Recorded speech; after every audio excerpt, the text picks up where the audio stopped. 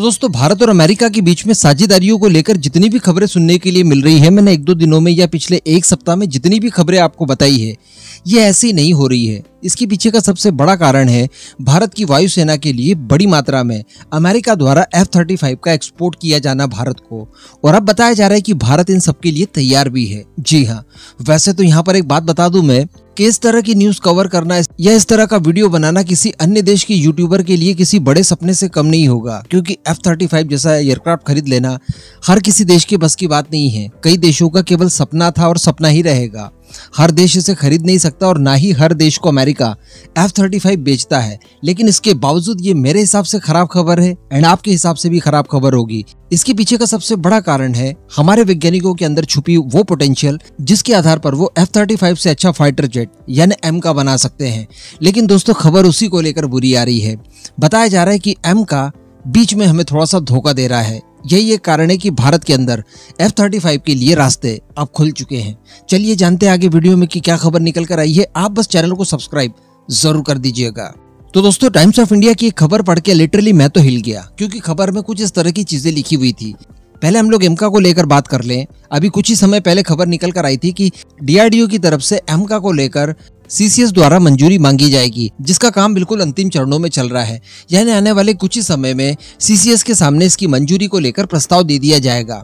उसके बाद CCS भी ज्यादा समय नहीं लेगी और इसके लिए फंड आवंटित करके इस परियोजना को मंजूरी दे देगी। तो यहाँ तक हम लोग जानते हैं। हम लोगों ने इसका डिजाइन भी फ्रीज कर दिया है और सारे सब सिस्टम्स वगैरह हम लोगों के पास तैयार हैं। कहने का मतलब अब किसी तरह का अन्य काम नहीं रहा है। डायरेक्टली प्रोटोटाइप निर्माण का कार्य शुरू हो जाएगा CCS द्वारा मंजूरी मिलते ही। लेकिन दोस्तों, बताया जा रहा है रिपोर्ट के अंदर कि जैसे ही CCS मंजूरी देता है उसके अगले 4 सालों में एमका का पहला प्रोटोटाइप बनेगा। जी हाँ, अगले 4 सालों में। तो अगर मान लीजिए कि 2023 को पूरा काउंट कर लिया जाए और आने वाले बिल्कुल कुछ ही सप्ताह भर में CCS द्वारा एमका को लेकर मंजूरी मिल भी जाती है, तब भी ये कहा जा सकता है कि 2027 में, कम से कम 2027 में इसका पहला प्रोटोटाइप बनकर तैयार होगा और ये रोल आउट होने के लिए तैयार होगा।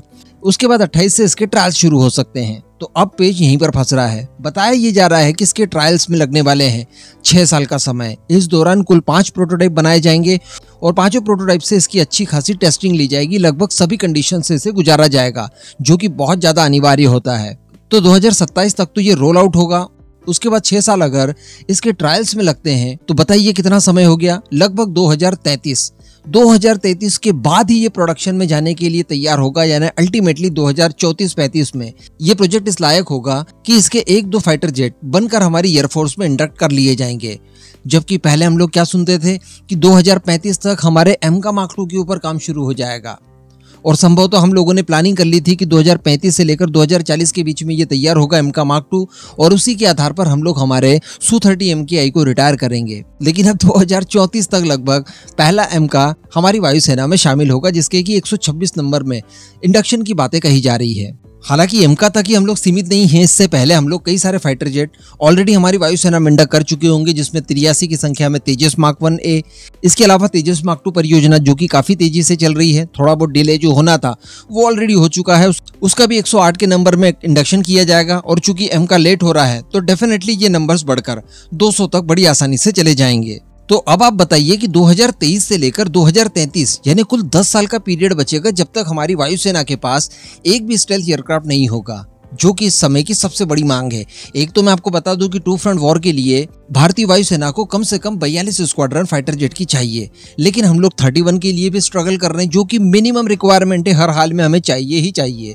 और अभी कुछ ही समय पहले की बात है जब संसदीय बोर्ड की तरफ से भी इस बात को लेकर नाराजगी जाहिर की गई थी कि MRFA प्रोग्राम में इतना लेट क्यों किया जा रहा है। जल्द से जल्द हमारी वायुसेना के लिए 5वीं पीढ़ी के एडवांस एयरक्राफ्ट खरीदिए उनकी रिक्वायरमेंट के आधार पर और उनका इंडक्शन करवाइए। तो कहने का मतलब यहाँ पर F-35 के अलावा दूसरा ऑप्शन हमारे पास है भी नहीं। और उसके लिए तैयारियां लगातार भारत और अमेरिका के बीच में चल रही है, जिसकी शुरुआत हुई थी एरो इंडिया 2023 से, जब अमेरिका की तरफ से इसे भारत भेजा गया, यहाँ पर डिस्प्ले किया गया। इसके अलावा भारतीय वायुसेना और अमेरिकी वायुसेना के बीच में कुछ समझौते भी साइन हुए थे, जिसके तहत एक दूसरे की टेक्नोलॉजी साझा की जा सकती है, हथियार मुहैया करवाए जा सकते हैं और इंटेलिजेंस शेयर की जा सकती है। और साथ ही आज जो मैंने पेंटागन के हवाले से एक खबर आपको बताई थी कि पेंटागन अब ये चाहता है और अपनी सरकार पर दबाव बना रहा है कि भारत को जापान और इजराइल वाला दर्जा दिया जाए और हर एडवांस टेक्नोलॉजी जो भारत को रिक्वायर्ड है वो प्रोवाइड करवाई जाए, यहाँ तक कि डुअल यूज पर्पज से भी टेक्नोलॉजीज को तैयार करके भारत के साथ शेयर किया जाए। तो इन सारी चीज़ों को देखकर, इन सारे इवेंट्स को देखकर हम कह सकते हैं कि अमेरिका बहुत ज़्यादा कोशिशें कर रहा है भारत को F-35 बेचने के लिए और हम भी मजबूर हैं। तो अल्टीमेटली MRFA प्रोग्राम अब होकर रहेगा, इस तरह की चीज़ें बिल्कुल कही जा सकती है। और यहाँ पर MRFA के लिए जो पहले सोचा जा रहा था कि राफेल F4 के अलावा किसी अन्य तरह का विकल्प शायद हम लोग लेना भी नहीं चाहते, लेकिन अब ऐसा नहीं हो सकता। F-35 यहाँ पर सबसे बड़ा प्रतियोगी बनकर उभर सकता है और बहुत ज़्यादा चांसेस बनते हैं 90% अब तो कि F-35 का सिलेक्शन MRFA प्रोग्राम के लिए किया जा सके।